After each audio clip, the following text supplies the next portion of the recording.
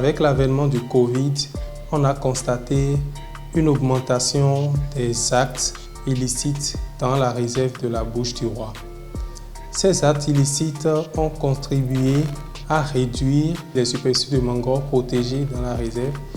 Et alors, avec l'appui de la Commission allemande pour l'UNESCO et du ministère en charge des Affaires étrangères de l'Allemagne, nous avons eu un soutien à travers l'appel à projet SOS African Heritage pour réduire ces problèmes.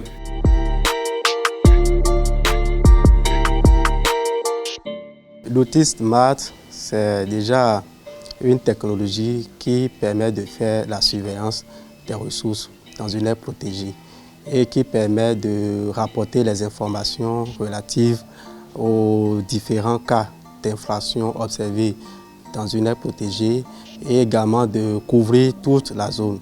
Et cet outil nous permet d'avoir une idée de façon globale sur tout ce qui est infraction et les informations relatives à ces informations, et quitte à ce que ça va permettre de décider de réagir par rapport aux zones, par exemple, qui sont peut-être des zones à forte pression, des zones à pression moindre, et des actions qui pourraient être menées dans ce sens pour pouvoir diminuer ces genres de pression ou infraction.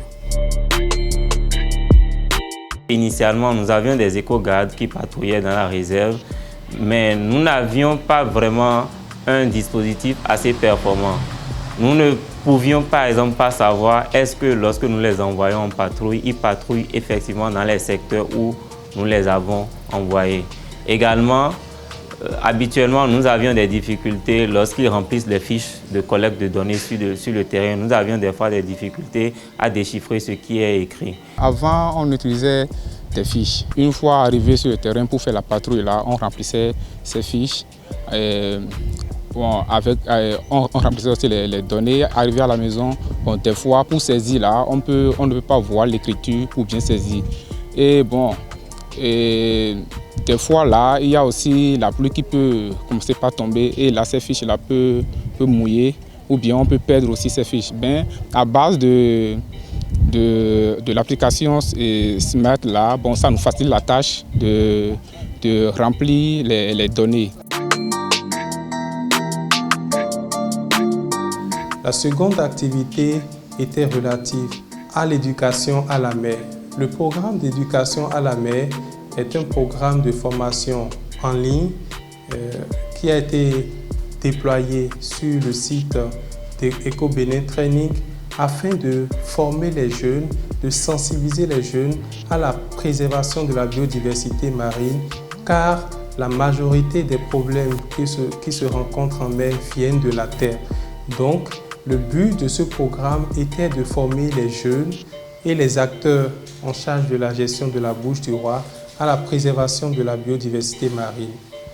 Ces modules de formation ont été développés en collaboration avec plusieurs acteurs tels que Sea Shepherds, la préfecture maritime du Bénin et l'Institut de recherche halieutique et océanologique du Bénin.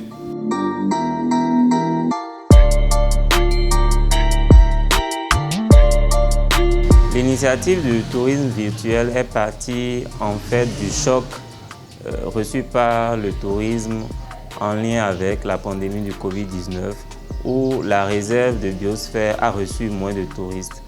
Et dans ce contexte, nous nous sommes dit qu'il était quand même important de mettre en place une plateforme de tourisme virtuel pour permettre à des touristes ne pouvant effectuer le voyage de pouvoir quand même découvrir les spécificités de la Bouche du Roi. C'est donc dans ce contexte que la plateforme de tourisme virtuel a été mise en place et elle met en exergue certains sites clés qui sont valorisés habituellement comme circuits touristiques pour les touristes qui visitent la réserve. Au nom de toute l'équipe d'Eco-Bénin et des acteurs de la gestion de la Bouche du Roi, nous tenons à remercier la Commission allemande pour l'UNESCO ainsi que le ministère en charge des Affaires étrangères d'Allemagne pour avoir permis à travers ce projet de renforcer la gouvernance de la Bouche du Roi et également d'améliorer les capacités des jeunes en ce qui concerne la conservation des milieux marins.